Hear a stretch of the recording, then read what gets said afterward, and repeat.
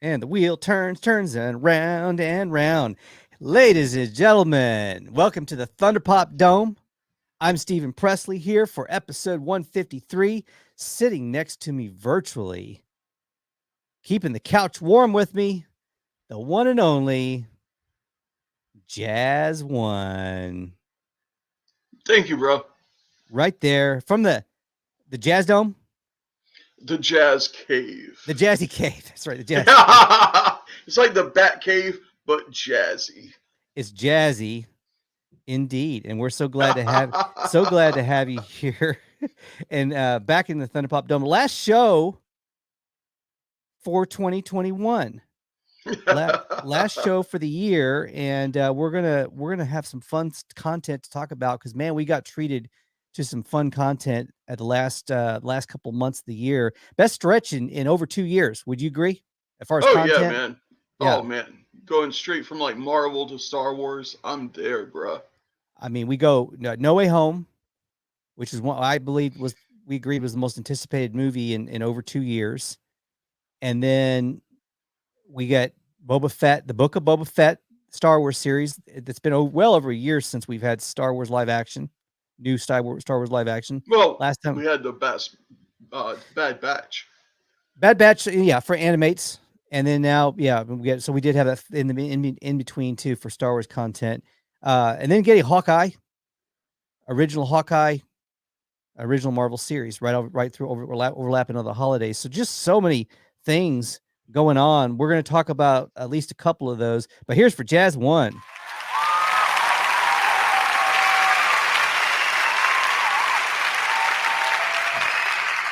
There. Real quick, Jazz. We're not, of course, Yeah. we're not a football telecast. First of all, rest in peace. Speaking of football, by the way, rest in peace to the late great John Madden. Man, it was like the other day. I just broke out the Xbox, played some Madden. Man, Mm-hmm. not just his coaching, not just his work in the booth, Mm-hmm. but like his name literally became synonymous with football video games. Yeah. Like people don't say that NFL game. They Mm-hmm. say Madden. You know. Yeah. Yeah. No, it's Madden. It's all, oh, I'm playing some Madden. Oh yeah. And he became the brand for that game and is stuck for decades. I said after the announcement that he was officially that he had passed away, that he gets 3 Hall of Fames as far as I'm concerned, and he already has a yellow jacket for coaching, Oh, 100. broadcasting, and as far as I'm concerned, I don't know if he's ever gotten a jacket for it, but Hall of Fame for games, for video games.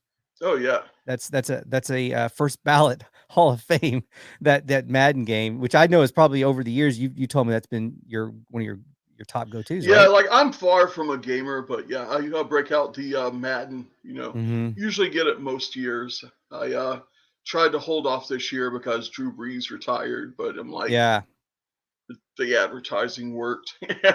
always get you, always every time. So I got one more football thing for you, and this is something. Now we talked about just a little bit before we started the show, bowl games, and you said your team. Yeah, we've got a bowl on. We said the 4th. Yeah, LSU is playing Kansas State in the Texas Bowl down in Houston on the 4th. Are you going? Unfortunately, the Mhm. stars don't seem to have aligned and Yeah, want me to go, so yeah. I'm going to be going down to my LSU watch spot here in Austin. That's fine. Yeah, that's totally fine. Well, I'm going to ask you this. Next year, you're going to have a new coach. We already have a new coach now. You hired the guy Oh from yeah, Notre Dame, the highly decorated, with winning seasons. He's been really successful. So you've got him next year. If you have a really good year next year, I'm going to make a meme like this for you. And the difference is it's going to be, I want you in the meme. You're going to be in a picture of you and it's going to be like an LSU, you're in your LSU gear. And you'll be out like a tailgate or whatever, and that's going to be the new coach. And then Coach O is the jealous girlfriend. Bro, I love me some Coach O, man. Like he may not be might not be the best LSU coach ever, but he seems like family. Like I have an uncle that talks like him, Yeah, sounds like him. I'm like, yeah, I will always love me some Coach O. Like he may not have been the best football coach ever, but uh, that's my coach.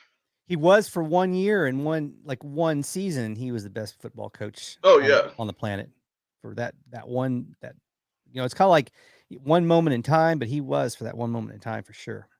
Now, and we wish him well, whatever he goes on to do, whether it's coach some more, which I have a feeling he'll resurface doing some coaching of some kind somewhere. But yeah, so wishing Coach O well. Okay, so we got a Thunder Take. Well, for the show, I'm gonna set it up. We got a Thunder Take. I'm gonna ask Jazz about the Hawkeye series and a comment that Kevin Smith made the other day. We're gonna get into react on the Book of Boba Fett, which we talked about. The Book of Boba Fett premiered yesterday. You got up pretty early and watched it before you started your workday?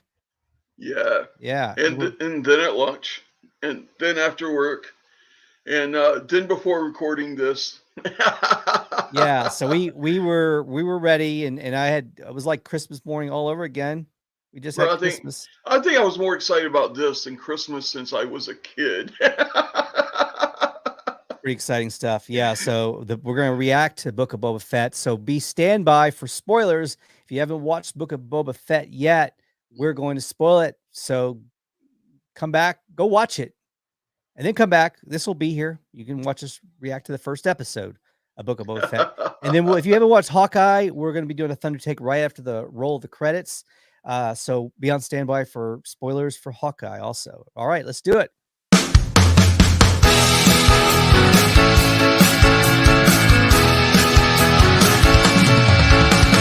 Thunder Pop. It's time for Thunder Pop. Don't make me say it again. Thunder Pop, Thunder Pop, Thunder Pop. I will not say it again. Thunder Pop. Okay, I lied. Thunder Pop, Thunder Pop, Thunder Pop, oh, Thunder Pop.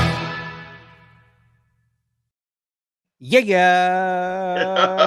Here we are, Stephen Presley, Jazz 153 episode Thunder Pop show. We're going to talk Boba Fett here in a little bit, but here's a Thunder Take for you. Kevin Smith, the great Kevin Smith, was talking on his show about Hawkeye, and he said that I was so fucking moved by a moment in the show. This is a quote, in the moment in the show, and it really flipped my opinion of Hawkeye. Like as a character, Smith said. He went on to explain that the moment in question was when Kate Bishop, played by Haley Steinfeld, tells Clint Jeremy Renner about the moment she saw him fighting in the Battle of New York and how it inspired her, specifically about how he was out there fighting off aliens with just a stick and a string. For Smith, it drove home just how significant what Hawkeye is as a person without superpowers. So my Thunder Take for you, or the question I'm going to ask you in the Thunder Take, Jazz, is what's your take on it? Did it change your opinion of Hawkeye overall, watching that full season of the Hawkeye show? Man, I tell you honestly, I went into it with the least expectations. Yeah. Oh wait, there's popcorn here. Yeah. No, I went into it with the least expectations, man. Of all the Avengers, I have to say before the series, I was like, okay, I reading the description and everything, I was like, this is probably not going to be my jam. Yeah. Falcon Winter Soldier, Sam is from Louisiana in there. LSU is MCU canon. Yeah. I'm there for that. Yeah. Loki, Sure. I'm there for that. WandaVision, like all these great series. And I'm like, okay, what if? And then Hawkeye, I'm like, and then I see, okay, it's him with his apprentice understudy. I am like, this is not going to be good. And then I watched that first episode and I'm like, okay, I'm in. I'm locked in for this. I'm watching this. And just the the Easter eggs in it, the acting, it was like, up front, it was like everything I probably wouldn't like, but dug it anyway. Yeah. Yeah. And Jeremy Renner, I mean, he's a seasoned actor. Here's one. Massive alien invasion, you say? I better bring at least 20 arrows then. Oh man, here's another one. I used to joke about Hawkeye about having no superpowers. Then I took an arrow to the knee. That's Oof. that's what you get. This one maybe not appropriate, but I did it anyway. Hawkeye, eyes always on the target. Oh my gosh, I didn't do that. I didn't make that meme. Oh man, Tester, a friend over on YouTube, saying waving hi. I know it's got to be a crazy time for him right now as far as hours because he's over on the other side of the globe. Speaking of globes, we're gonna drop one tomorrow for New Year's. Oh Yeah, yeah. Hawkeye. You know what? I kind of get it because when I first saw the photos, the stills, months before when they started filming, I was like, looks a little kiddie. The bright purple outfits. This is Marvel, like Marvel Junior. Yeah, you know. Marvel Kids. In Hawkeye, knowing he's not not the most super interesting, not known to be the most super interesting character of the Avengers, but they really tied that into the story too. I liked how they did that. Oh yeah. I mean, Making it's that like part of it. I know Batman didn't have a lot of he didn't have no superpowers, No. but his superpower was wealth. Mm-hmm. You know, but Hawkeye wasn't rich. Hawkeye, yeah, no, I think they live in a cabin and they're kind of 3:10 a.m. Woo! Yeah, the Night Owl. I'll start calling you the new superhero. Tester becomes Night Owl. Come into Marvel and Disney Plus next season. Night Owl. The Night Owl. All right. So yeah, I'm with you. But Kevin Feige, damn it, they hardly ever miss. And they on this again, they did not miss. What did you think about the surprise at the end with Vincent D'Onofrio, who I've worked with before? Oh, get out, Kingpin. I was an extra with Kingpin in a movie many years ago. I was an extra and worked with the great Richard Linklater. I was an extra in the Newton Boys, a featured extra. You can see me in the movie if it's widescreen. That's the catch, is widescreen. But on a widescreen version, I guarantee you see me in a scene with Ethan Hawke and Vincent D'Onofrio, and me and another gentleman who was an Austin actor at the time, and they came in and they grabbed us by the necks, pulled us away from these women that we were trying to pick up at this, ballroom kind of place. It was a period, set. Did you see the Newton Boys? It's been a while. I need to rewatch it.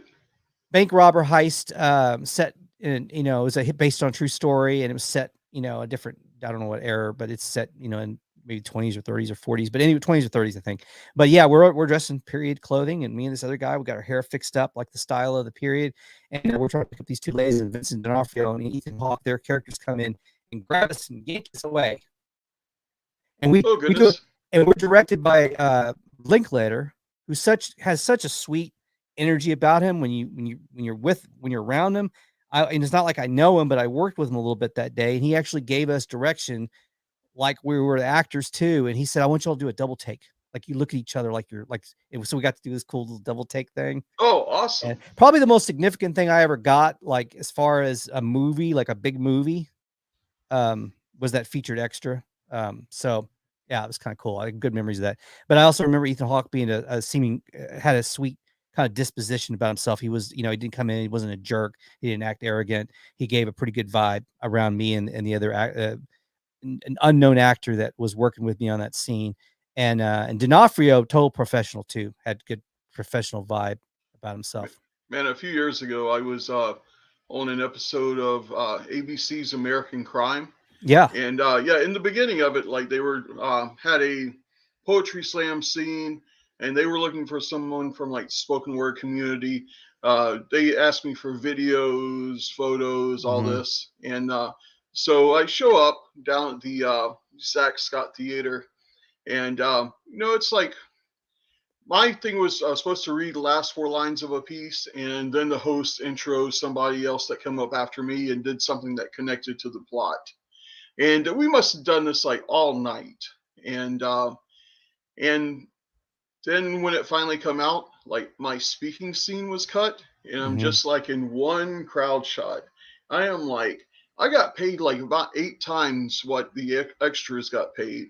And I'm like, what did I sell them? Like, what did they get for like that much more? Mhm. Authenticity. Like authenticity is a lot cheaper Mm. than it used to be. Mm. That's just so true, so true. Um, but yeah, I like him coming back, and it's been rumored for a while that Kingpin was coming back. Oh So yeah. that was great to see him. Did you like that? Was it a nice surprise? Were you Oh surprised oh by it? yeah. Yeah, Yeah, absolutely. yeah. Did you watch any of his stuff on Netflix when he was Kingpin on the Daredevil? Uh, Daredevil didn't just like grab me. Mm-hmm. Like some series, like some. I guess sometimes you're not in the headspace to receive Yeah, something, right? sure. And it's like you watch a few episodes and like this is not pulling me in, Yeah, and then sometimes you rewatch it later, and then all of a sudden it does pull you in. yeah. But yeah, I may have to go back and give it another chance because I really like him and the Kingpin in this show. I'm kind of the same way with you on that one. I watched Jessica Jones and really liked Jessica Jones, and I liked The Punisher. That was part of that Netflix package of Marvel Yeah. shows that they did years ago. But I like the cast of Daredevil. I liked, speaking of Charlie Cox, I liked that he showed up in Spider-Man: No Way Home, and that was a Oh yeah, story that he's a good we lawyer. yeah, he's a good lawyer. He's a good lawyer. He brings a lot to the table. Yeah, so he was a nice little Easter egg that pops up in No Way Home, and then there's the connecting dot, which everything you see now between Hawkeye and Spider-Man is that we are going to probably get more Daredevil, and we're going to get more Kingpin, I would assume, and in some capacity. Maybe if it's just showing up in other people's movies and shows, or they do a new series with probably a little bit of both at some point. Maybe a Oh yeah. new series, and a new and some crossover stuff. But yeah, I'm there. I was there with you on Hawkeye. I loved it. I loved how they tied in the fact that the branding. She said it's a branding problem. I And love the musical. What yeah, was that? yes, What's the musical called again? Rogers the musical. Yeah, yeah. I mean, it was kind of awesome. And at the end, when Mhm. they played like the after credit scene of like the whole musical number. Yeah, and that was changed late in the game because they were originally going to do more Kingpin in the end credit, where they were going to show us what happened to him and whatever that was.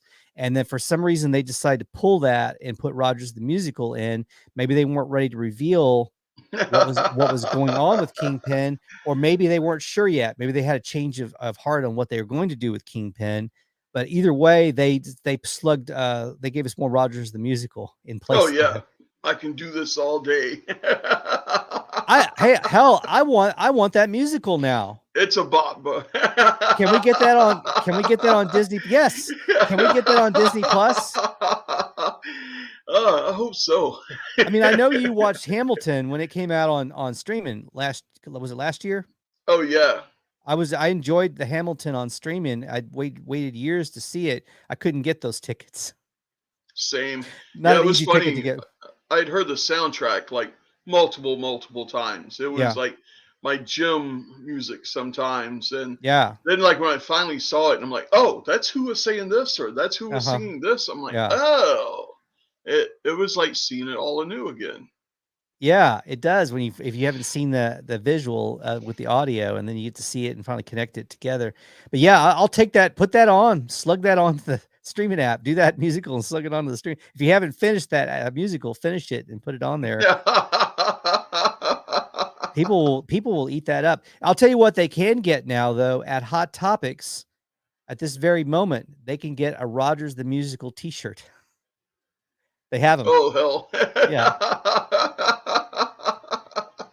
So it's a real thing. Anyway, I give the Hawkeye a thumbs up. It's not my favorite of the Marvel shows so far yet. I mean, my favorite was Falcon Winter Soldier. And then probably second was WandaVision so far. And then third, the What If. Man, my list would change daily. If I gave you a list today, it Yeah. would be different tomorrow. Yeah. Yeah, and the only reason I put What If third is because it's an animation, and I just never rank animation. I rarely rank animations ahead of live action. There's probably some exceptions to that rule, but that's the only reason it goes third. But I loved it. I loved how it was set during Christmas. I love the idea of them finally getting him a brighter, more colorful costume to compete with the the brightness of Captain America's costume and some of the other characters.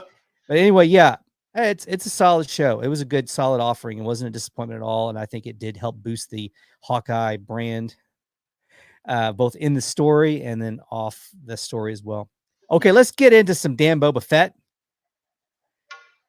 The Book of Boba Fett, Jazz 1. And I'm spoilers, by the way, so be on standby for we're spoiling spoilers. the hell out of this. We're gonna spoil the hell out of it.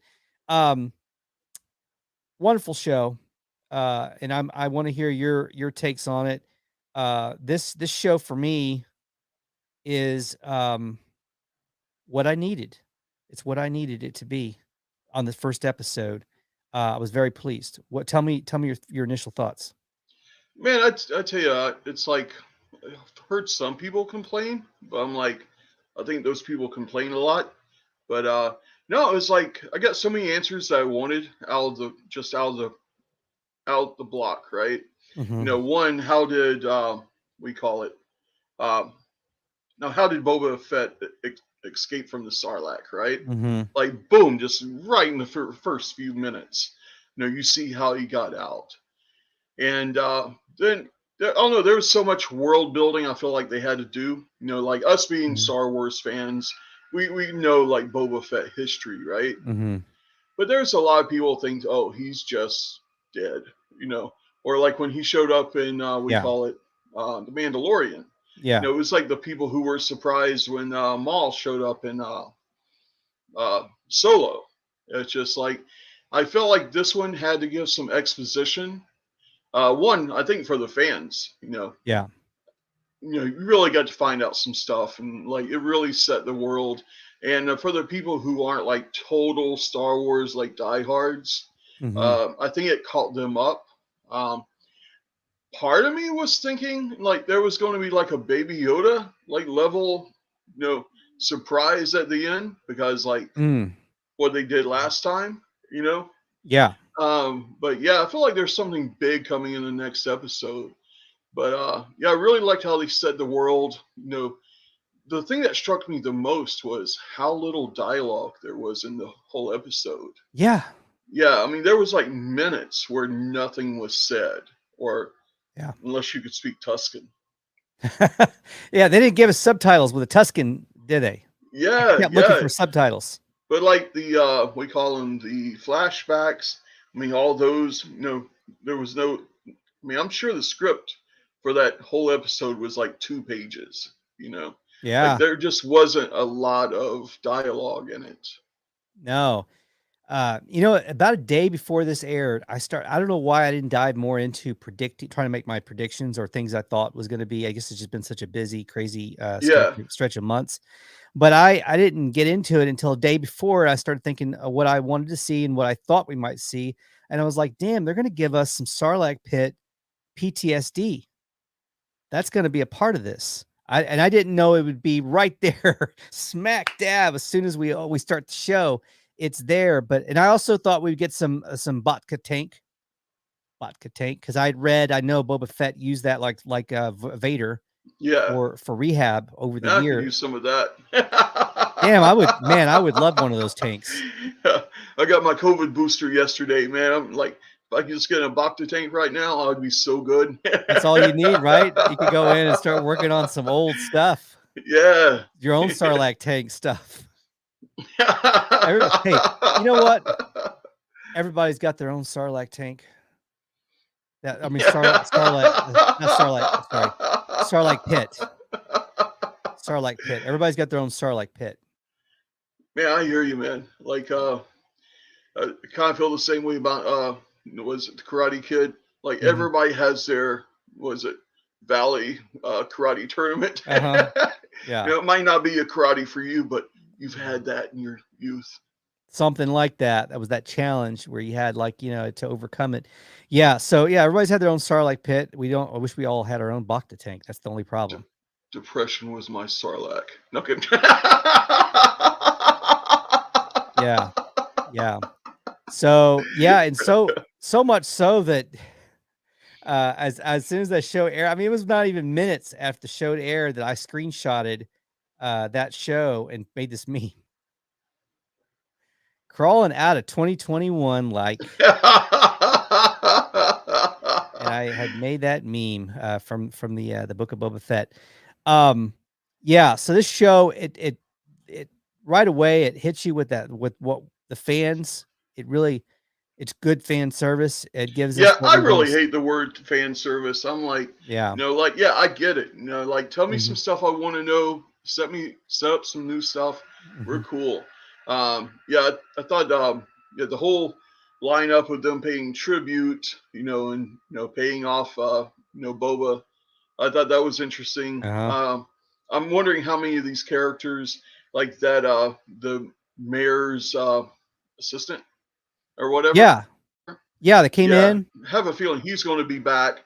I have a feeling Yeah. the what's her name, the Twi'lek. Yeah. What's her name? Oh, the in the casino kind of Yeah, yeah, yeah. nightclub. Well, that's Jennifer B. Well, the actress is That's who. Yeah, that's it. Yeah. Now I was wrong on her because I had this whole thing. Jennifer Beals, famed from Flashdance, fame, legendary, and she looks amazing. Jennifer Beals, Flashdance. So in Flashdance, if I'm not mistaken, because I've seen this one of those movies I've seen on television. It's been on TV over the years, and I would catch it in different parts of the movie, like bits and pieces of it on a Sunday morning. It'd come on, you'd catch a little 5 minutes of it here and then 5 minutes of it there.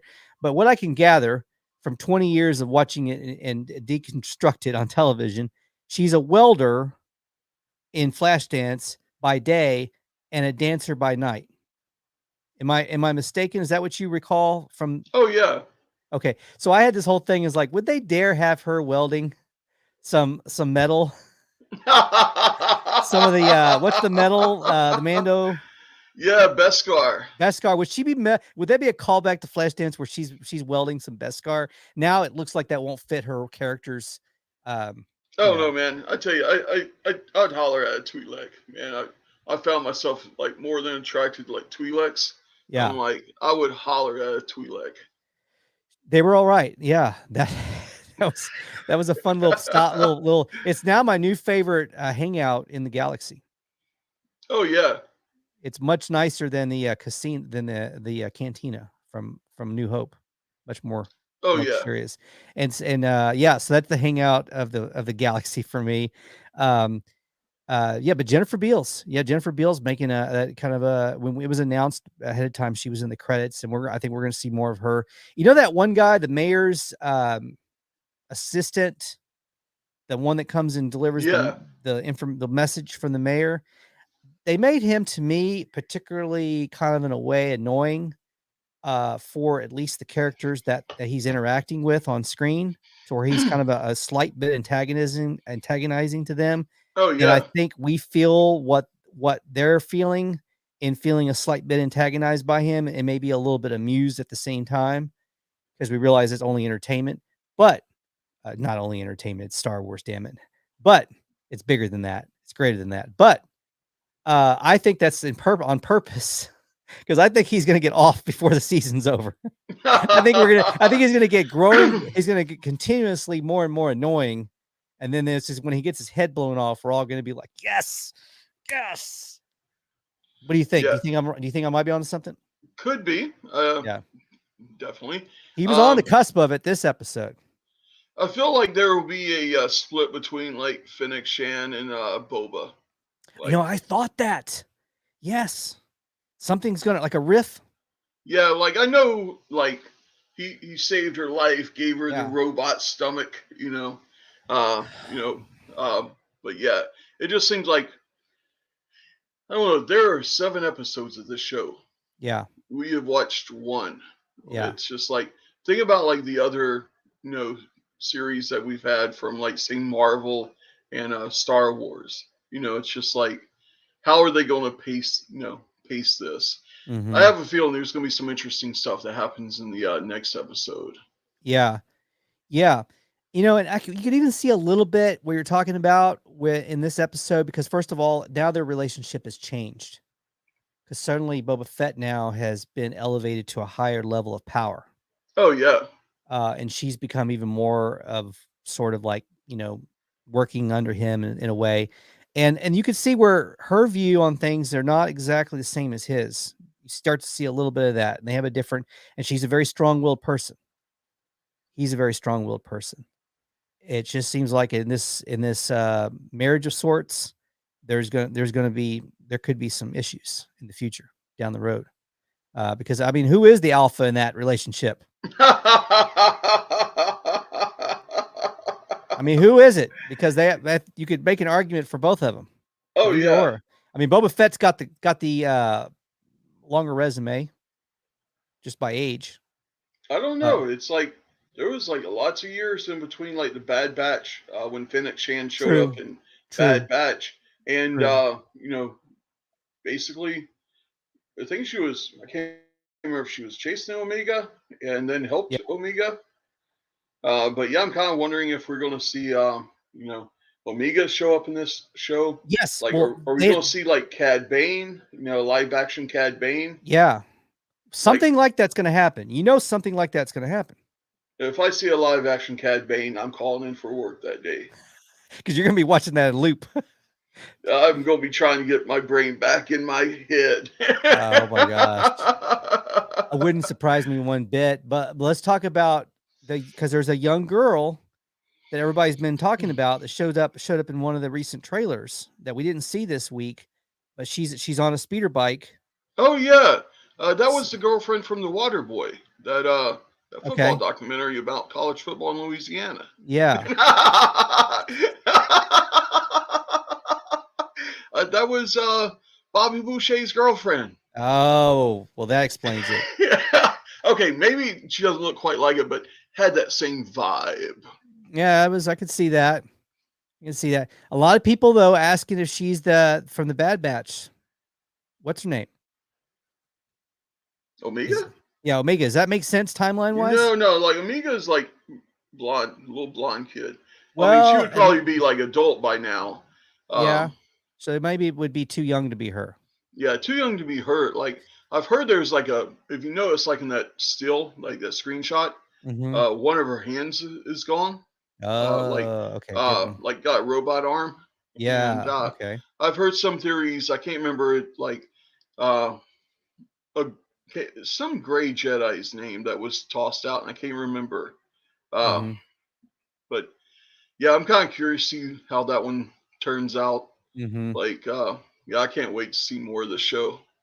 One more thing I want to tackle on this is that there was a rumor.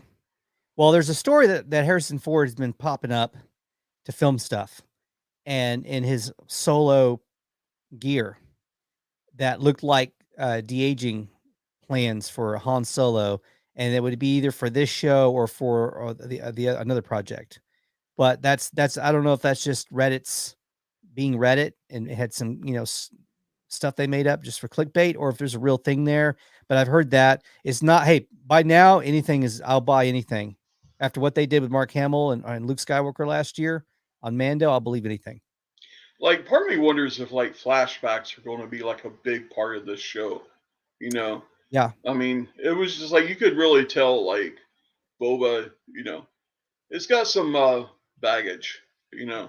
Like even like to the shots they showed on like Camino, like they looked like they were like low level shots. Yeah. And I'm like, is that from him when he was a kid, just remembering that, Yeah, but they may go back to even like closer to the prequels in some of the flashbacks. I could see Han showing up in a flashback, like a DH Han showing him in a flashback.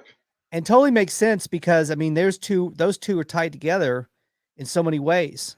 And for years it was billed as that was the rivalry was Han Solo Boba Fett.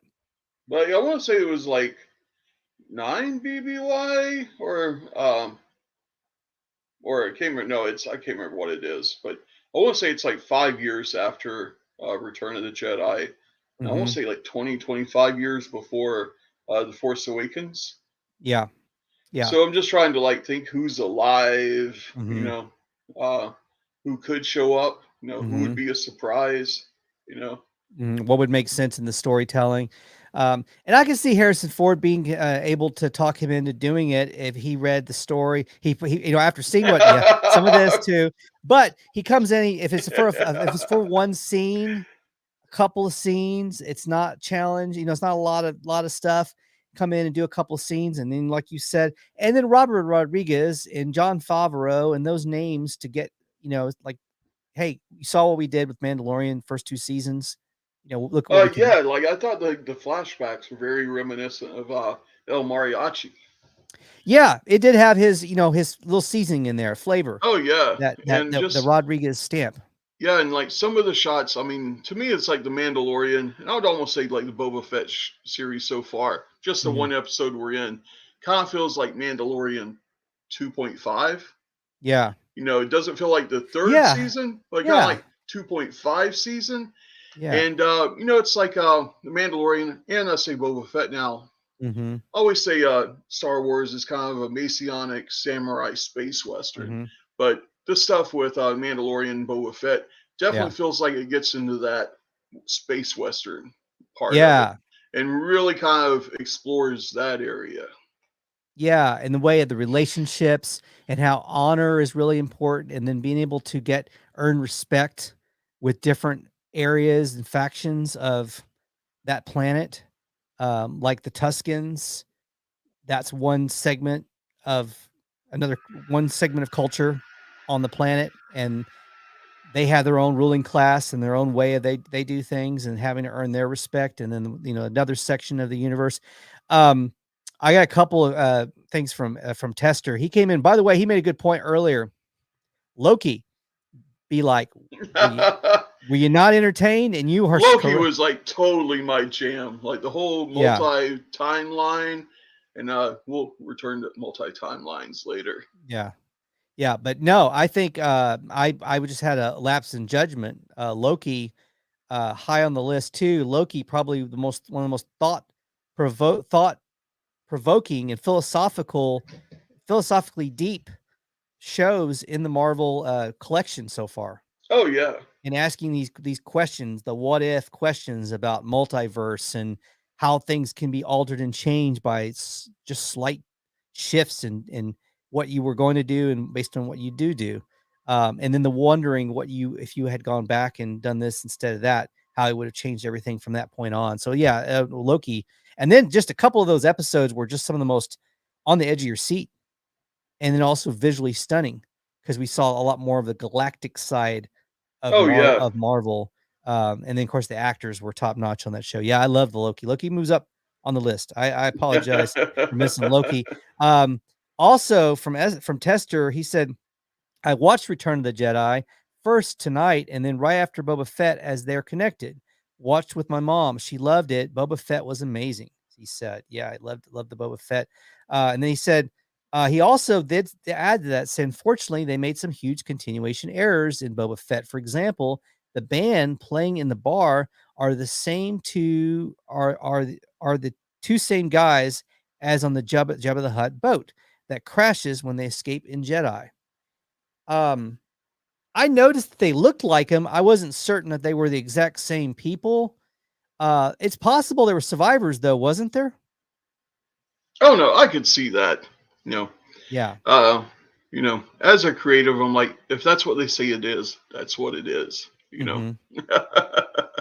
But if that's true and it's so obvious, I'll have to. Because one thing I'll have to go back and watch. I mean, like maybe all blue elephant guys look a little bit alike to us, but like I'm sure they can tell each other apart.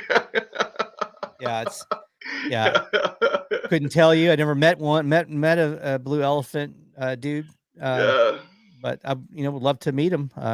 And sure they're maybe a lot they're of fun. brothers.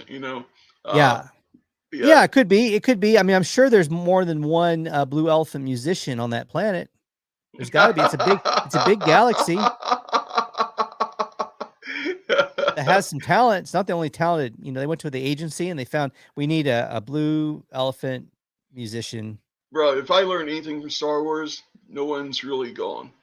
No one's ever really gone. That's what they say. That's what they say. That's what Luke Skywalker said. I have seen the Emperor, Palpy come back. I've seen other people come back. I'm waiting for Mace Windu. I got one more, and this one I have an answer to already. Then the stormtrooper that shouldn't be in the pit with Boba, as there were no troopers around. Then a ban Boba Fett doesn't make sense, as he's around 30 years old and a clone of Jango who was. I don't know if I get that last part of that, but the first part I have an answer. The trooper maybe not necessarily from that same section of action. The stormtrooper, could have been from a previous meal. Yeah. And it's like I know Vader show up on Tatooine to have meetings with Jabba, like in canon. Like, I am not confirming I've read Star Wars comic books, but yeah. So I think the stormtrooper was already dead, I think, in that. But by the way, how edible are those people in their armor? You're not getting to the meat. I mean, isn't that like eating a chicken leg wrapped in metal? You're not going to get swallowing chicken leg through aluminum foil. Yeah, just swallowing it with the aluminum foil on there. I mean, good grief. How appealing could that be? I'm sure that Sarlacc had indigestion. The worst. By the way, that's be a good commercial. The Sarlacc for Pepto. Just be pouring like gallons of Pepto down the Sarlacc. You could be doing like a big dump in there. Oh man, we got a few more of these. We showed you this one earlier. Let's see, got another one here. Oh, 2 can be badass, but you'll never be Boba Fett falling into a Sarlacc pit and surviving badass. So true. There's a popularity sometimes is not what you say, but what you wear. And, well, that was for a long time. I mean, yeah, you could have made that statement. But that's a good question. And I want to ask you about that with Boba Fett. For years, now speak of Boba Fett, kind of the polar opposite of Hawkeye. Boba Fett having really good branding and getting a lot more love and hype because of really good branding. Because you could say Boba Fett not necessarily given a lot of great material in the original trilogy to really elevate his legacy. Oh yeah, there's a lot of mystery to that character. Yeah, but he had the mystery in the suit, the costume. But the mystery now, you start to get more and as you get into the show, and we had the prequels that gave us more history of Boba Fett. As you take that mystery away and you have more of him without his helmet, more of him talking, does that somehow damage the mystique of Boba Fett, or does that in a way it just kind of changes it, but it's still badass? I don't know, man. Kind of comparing and contrasting this with the Mandalorian. Mm-hmm. Like Din Djarin, like he had the helmet on most of the time. So a lot of ways you projected your own feelings and emotions into that, Mm-hmm. And it's like you were sure Din felt like what you were feeling. Mm-hmm. You love Baby Yoda, he loved Baby Yoda. It's like so it's like I think it's interesting move to have Boba like pull his helmet off, Yeah. But then it's like, whereas I thought the Mandalorian was kind of relatable without it. Yeah. I mean, with it, I like how Boba is just trying to be a crime lord of the people. He's not trying to, have a steel fist. Mm-hmm. Want to see? I'm sure we're gonna get Jetpack before this season's over, right? We're gonna see some Jetpack. Oh yeah. I think saving it. Yeah. Well, here's the thing, man. His okay. I guess it was going back to what you call them flashbacks, because you remember Cobb Vanth had his his armor, his suit, So yeah, I have a feeling flashbacks are going to be a big part of this show. We're gonna see. There was a comment also about how they didn't think they had got the continuity with his physique, because in Return of the Jedi he's much smaller, and then he little dad bod action going on later. And then, but when he goes in the Sarlacc, he's already in that. Looks like he's already in the dad bod. I don't know. It could be just angles. What do you think? Oh, I don't know, man. I heard like when we showed up in we call it the Mandalorian, everybody's talking about like Boba Fett got dad bod, And I'm like, okay, the dude was wearing a robe, It was like, you can't really tell. I'm like, I don't know if he got like more jacked, in prepping for the role or what. But yeah, he definitely looks a lot more fit. But then again, he's not wearing a robe under his armor. Yeah, the robe adds some density to the physique, the look and everything. So yeah, so I don't know. I mean, there's a few things you kind of, just like Luke Skywalker showing up in the Mandalorian, and you'd said, I know Mark doesn't look like that anymore, but you kind of suspend belief a little bit. Oh yeah. Yeah, and you let say, hey, I'm here for the ride. It's a fun roller coaster ride. Tell me that story. Yeah, I like this. I wanted to see Boba Fett getting out of the Sarlacc pit, and we got to see that. That's by the way, I get where you're talking about fan service, not liking the term fan service. So that first 5 minutes of Boba Fett, I won't call it fan service. I'm going to call it Star Wars porn, because that's what the first 5 minutes of that show was. Before it gets really more into deep into the storytelling, like it gets into the building the universe, the story. But at the first 5 minutes, kind of is just Star Wars porn. Absolutely. Play me some smooth jazz, and give me Jawas, Tusken Raiders causing chaos, Jawas stealing the armor, Boba Fett trying to fight for his life and survive more than once, back to back. Sarlacc pit, stormtroopers dead inside the guts of that creature. I can believe like a stormtrooper had been there. Maybe they were on patrols. Maybe they were in. Like the Sarlacc's been there for a while. Yeah. Like it looks like an early TK. Yeah. So yeah. Kind of had that vibe, didn't it? Yeah. Well, and stormtrooper is not a hard target. Bad targets themselves, bad aims themselves, but not a hard target. So yeah, so that was a fun little treat too. So like to get a stormtrooper, it's like, oh, I didn't expect to get a storm, but there were you remember New Hope? There were stormtroopers all over that planet. Oh yeah, always. Yeah, it was a stormtrooper state. You heard of police state? It was a trooper state, stormtrooper state. It was an Empire State. Okay. It was an Empire State for sure. Well, I can't wait. I'm looking forward to it. We wait a whole week now, or when's the next episode? Is it next Wednesday? No, Wednesday. Yeah. Yeah. So there's going to be Wednesdays instead of where Mandalorian was a Friday show.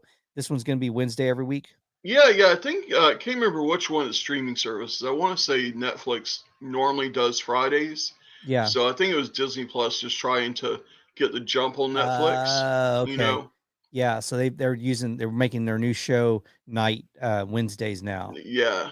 Okay. Yeah, because Mandalorian for the first 2 seasons, I think we're pretty steady on Friday night. Yeah, Fridays. Yeah. Friday nights. Okay. So I got some agree or disagree for you, Jazz One. Oh, I'm in on this 153 episode and season 7, lucky 7. Let's hope it's a lucky 7. And fun talking. It's always fun talking Star Wars. Star Wars. Star Wars. Star Wars. Star Wars. Star Wars. Tuskens. Tusken Raiders. Tusken Raiders. Oh.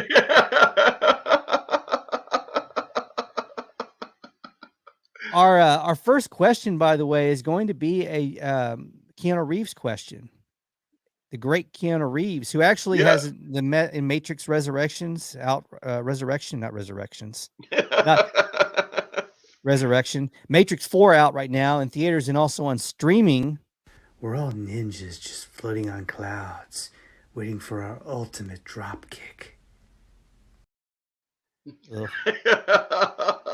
wisdom for. Thank you, Keanu. I didn't expect that. That was a bit of a surprise. I had a agree or disagree question ready, and I didn't know he was going to drop in with some words of wisdom. And A wise man once told me that as you go through the tunnels of life and through the caravan of your journey, we're all basically fucked in the end.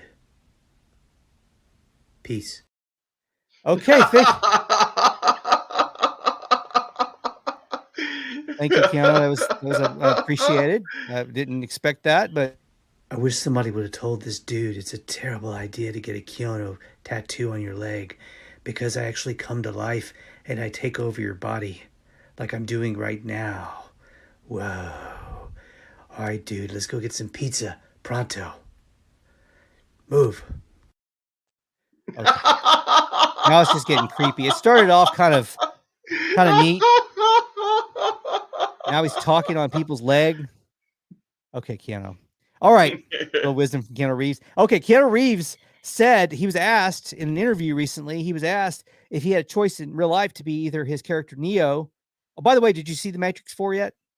Oh yeah, definitely. Were you I know this was a very divisive movie. People were either really loved it or they hated it. Or you just tell me, were you love it or hate it, or are you still processing it? I enjoyed it. Like it's not the best Matrix, Sure. but I really enjoy like meta, like humor, Yeah. like Yeah. meta Yeah. shows, and I really appreciated like the whole meta-ness of it. I liked how it was like talking shit about Warner Brothers in a Warner Brothers movie, Yeah. and yeah, I thought it was I don't know. The worst thing I can say was a little bit uneven. It kind of felt like it was kind of two different movies at times. Yeah. But yeah, I thought it was good. It's like sometimes it's like Chinese democracy, man. It's like that Guns N' Roses album. Yeah. Sometimes you can anticipate something for so long, nothing lives up to its expectations. It's the Phantom Menace. It's Dre's Detox. It's just like sometimes, I don't know, it can be good, but your expectations are here, and it's just hard to meet everybody's expectations. Like Yeah. I enjoyed it. Like I watched it on HBO Max. Yeah. I didn't go to the theater for it.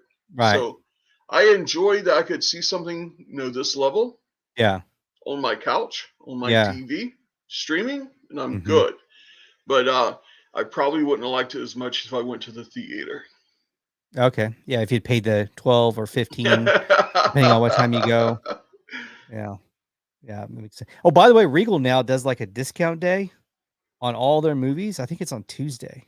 Oh shit. And it's super like cheap, like $4 or $5 for any movie, anytime of all day, new releases. Oh damn. Too. Yeah, they do something crazy like that. Okay, so if Keanu was asked about which character, if he had choice to be in real life, Neo or John Wick, he finally, after kind of waffling back and forth, said Neo from Matrix. Do you agree or disagree that that's the right choice?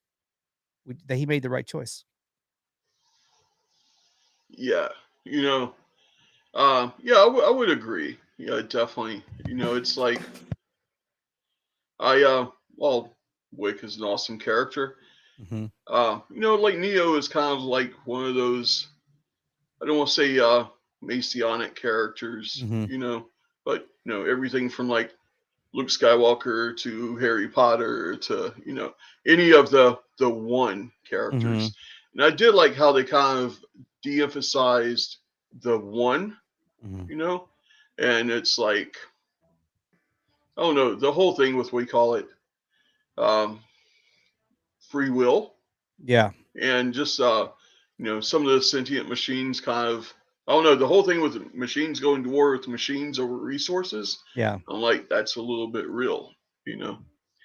course, then again, I have hesitancy about Roombas. They're kind of creepy, aren't they? Okay, here's my thing, man.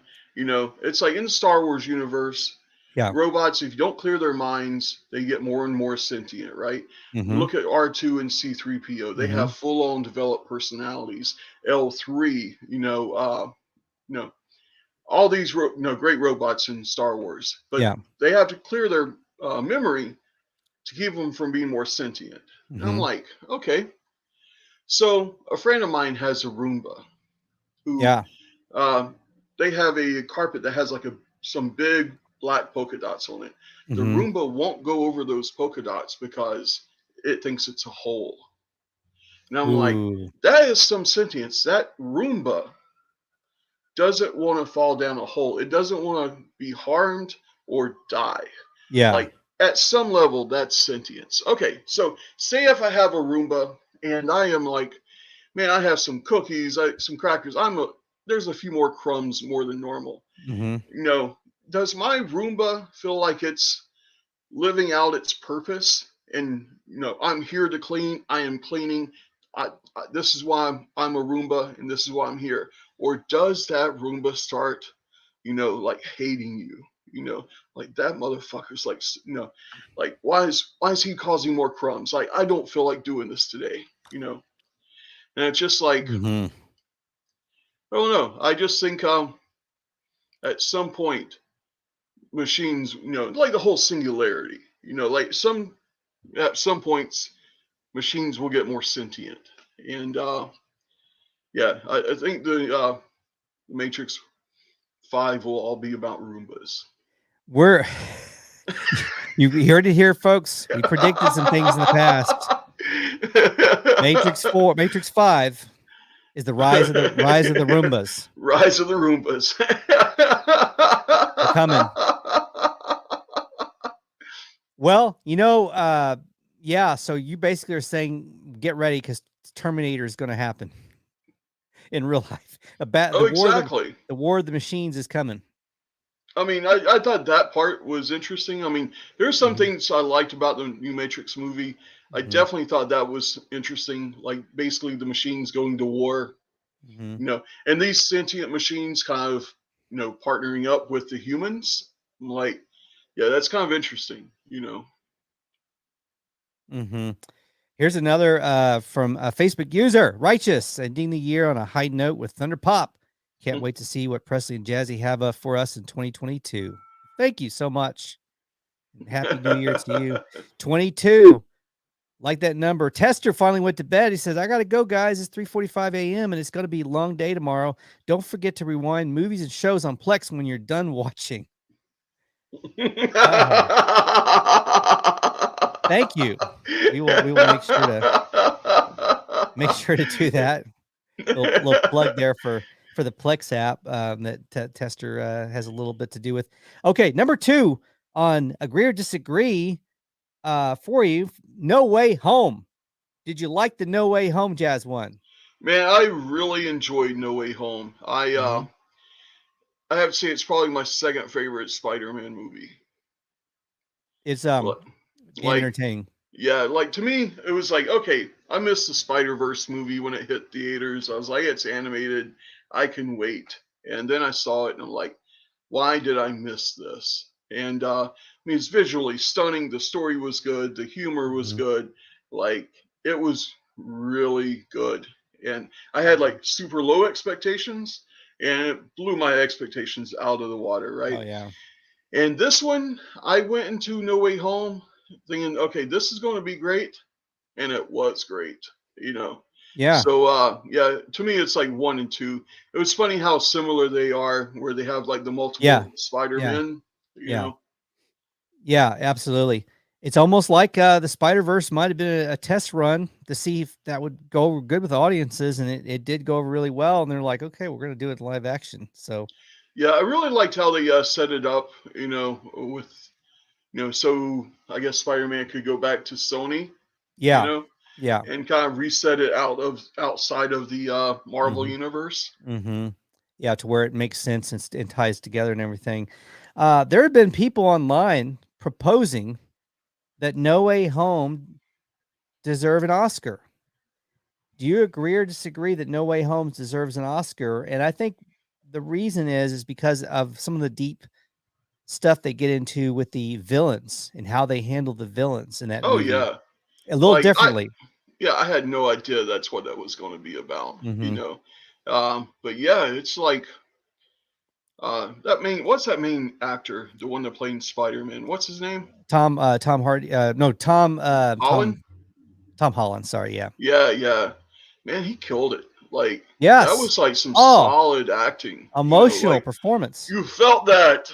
Yeah, you can really see how he's come along as an actor over these 3 movies, and that movie was this story asked the most of him emotionally, and he really brought it. And it was a great performance. So yeah, we'll see. I mean, I typically superhero fantasy movies don't fare well for Oscar nominations. There have been some exceptions to the rule. Logan got a lot of critical acclaim years back and did get accolades and noticed in some categories. And then Mad Max, the most recent Mad Max movie, also coming from fantasy genre, Oh yeah. guess you could say, also getting a nod for nominated for an Academy Award. So it's not impossible in 2021, especially if it's Oh, a week. I completely agree. I Yeah. completely agree, man. Like I think the whole genre is kind of growing. Yeah. I mean, it's something that you know. I don't know, man. It's like the stories that we kind of grew up on. We know the Mhm. characters. Like I've used kind of like Greek gods, Mhm. as an example before. Mhm. It's like I think people now are doing the same thing we did, in ancient times. Yeah. It's like, okay, so the Greeks put on theater and told stories of their gods, Mhm. and it's just like, you look a lot of superhero stuff. Those are just like minor G god, like lower G gods. Mhm. It's doing the same. It's telling somewhat of the same stories. That I think it's just like ingrained in us as humans. Probably Yeah. it's like some Jungian level. Mhm. That this is just something that we kind of do. I mean, I could see like, man, the first superhero movie I remember ever seeing was like the old Superman, right? Mhm. And to tell me it's going from like that, which when I was 5, that was my jam, Sure. to Yeah. being like a grown ass middle aged guy, and I'm like, you know, man, this has like depth to it.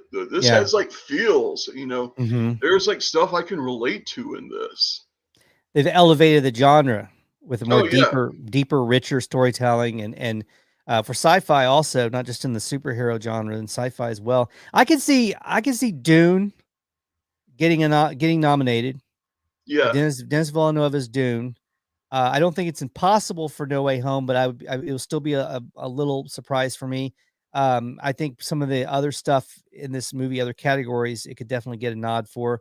And I think some performances in Dune also will probably get nominated for acting performances. Like I could see Oscar Isaac getting Best Supporting Actor, the lead actor getting Best Actor. So I think at least a couple of actor nominations for Dune, maybe the movie, but No Way Home could certainly just surprise. It depends on how the other how thick the competition is, and I think at least for theatrical releases, it was another light year. oh yeah. There was definitely some stuff on streaming that was probably be eligible because they changed the rules after the pandemic, and I don't know if those rules have been shifted back. So we'll see. We'll see how it goes. Okay, I had one more. I'm just going to throw it at you really quickly. Pat Sajak from Wheel of Fortune. He had his 40th anniversary as the host of Wheel of Fortune. Good grief! And did you ever watch that? Did you have like um, like some kind of maybe your parents or grandparents that watch Wheel of Fortune, and you were kind of would have Oh to yeah, get pulled into it? absolutely. Yeah, Yeah. it was a grandma's. I know grandma's what like my grandma watched the Wheel of heck out Oh of it. yeah. Yeah. So Pat Sajak had his 40th anniversary of host. The day of his 40th anniversary, the show aired, new episode, but no mention of his 40th anniversary. So people on Twitter were up in arms that they didn't acknowledge it. Even he did do something on Twitter, Yeah. but nothing on the show. Some people argued, well, they taped those months in advance, but I think you can do something and plan Yeah, it. you can count it. Yeah, and, like you could have had like that one labeled as like the 40th, Yeah, 40th year, anniversary. Yeah, I mean, even if they totally. roll a cake out at the end, but anyway, people thought it was a big misfire. So you agree with that? Oh Huge yeah, misfire. Yeah. 100. Yeah. Big misfire. Plus it would get ratings. You can promote that for a couple of weeks, you're going to get your bigger audience that day. So something's Oh off yeah. there. Something's off there. Okay. Agreed. For our thoughts and advice, Jazz One has got some words in our next to last day of 2021. Oh yeah. Man, it's almost 2022. You know, man, I look back the last few years, man, 2019, you know, my life mirrored LSU's football season, man. Like LSU 2019, they were winning every games, like everything was turning up jazzy, winning all the awards, like everything was going good, right? And then here comes, 2020. And it's like LSU was like 500, shortened season, 5 wins, 5 losses. Won some games you probably shouldn't have, wasn't expected, but you got out at like 500. And then 2021, you have hopes. We're going to right the ship, but 2021 really wasn't that much better, But it's like now LSU has a new coach. Yeah. Things are looking hopeful again. There are some changes being made, and that's like I'm hoping, that kind of reflects against my 2022. Like hopefully I have a good 2022 season. Yeah. Like I don't know, man. It's like in so many ways I feel like the pandemic time has been like a palate cleanser. Yeah. Like I mentioned before, we were talking like getting out of survival mode Yeah. and kind of going more into like, what am I here to do? And then working on some projects. Yeah. And it's like it's time, man. It's time for some wins. It's time to have like another winning season. Yeah. Like 2022 may not be another championship year, but we're going to go to a good bowl. This time next year, we're going to be talking about some amazing thing that happened this year. And the other thing is okay, I know 2022 sounds like 2022. Yeah. Don't put bad juju. Don't put bad energy No. on 2022.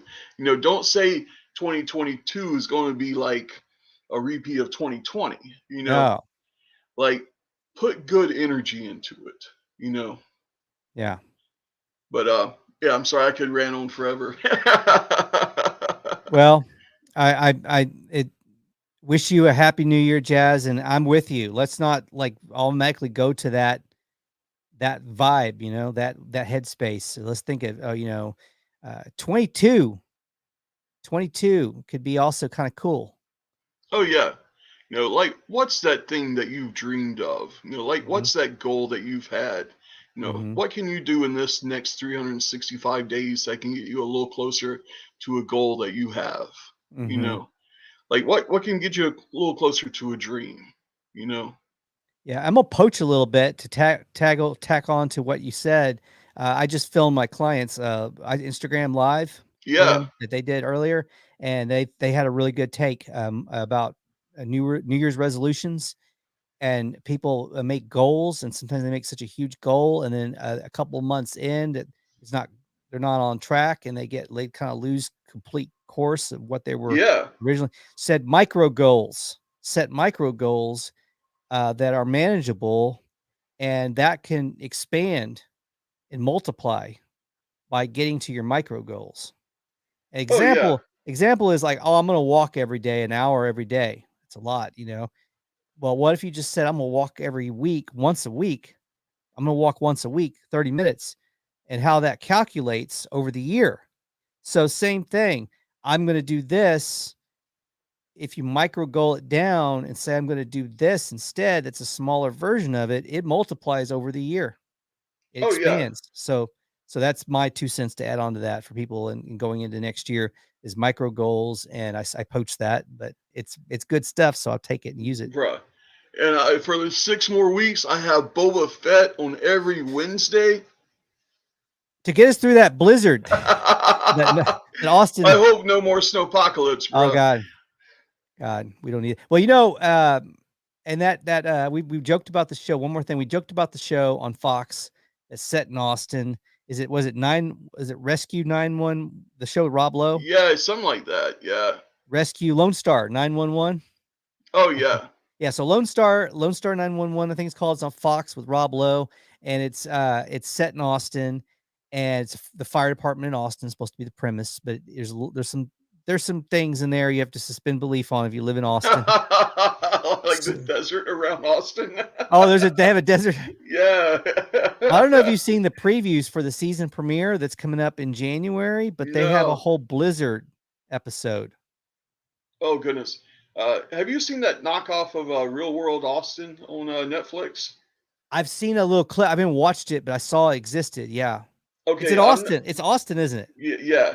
Yes. I mean, it's just Real World Austin without MTV. Like, I want to hate it, but several friends worked on it. I'm like, yeah. I know it's like they got paychecks out of this, so I can't hate it too much. But I'm just like, I just had bad memories from Real World Austin.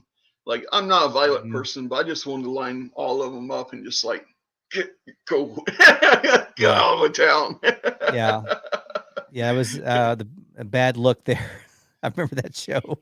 It was like every episode was them going to 6th Street basically and getting drunk and getting into like brawls, and everybody because they was always on 6th Street. It looked like the whole Austin vibe was like fraternities and club people that clubbed on 6th Street. So it was bad. There's some good stuff to be done on 6th Street. It's definitely a tourist area. No, yeah. But there's so much more to this town. There's so much. That's the thing. Yeah, there's so much more.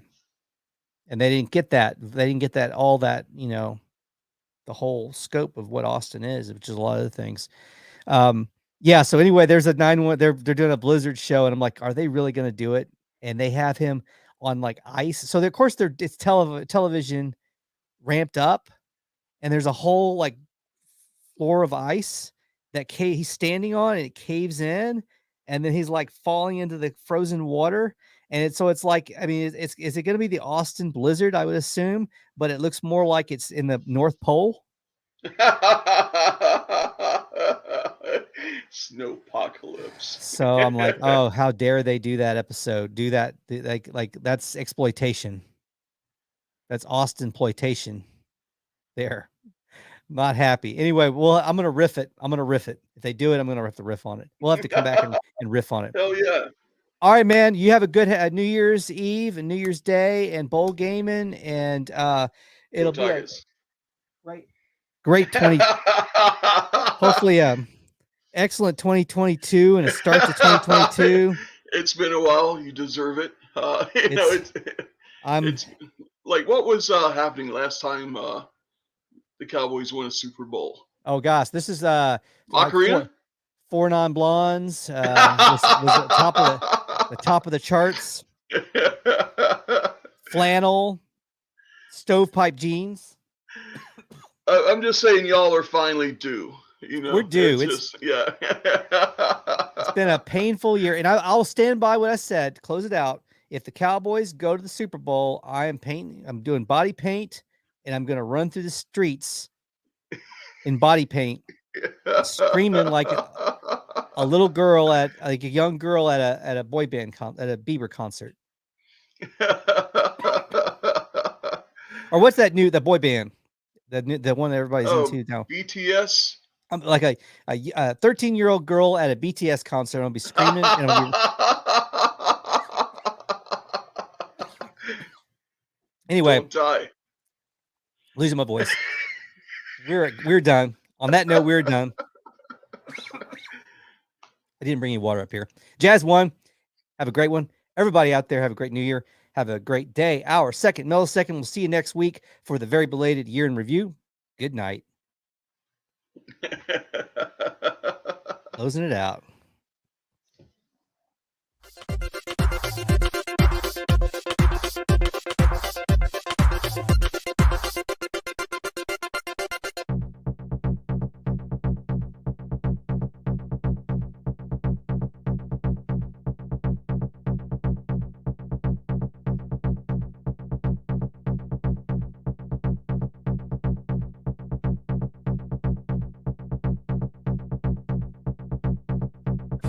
Thunderpop is a Hit the Bricks production.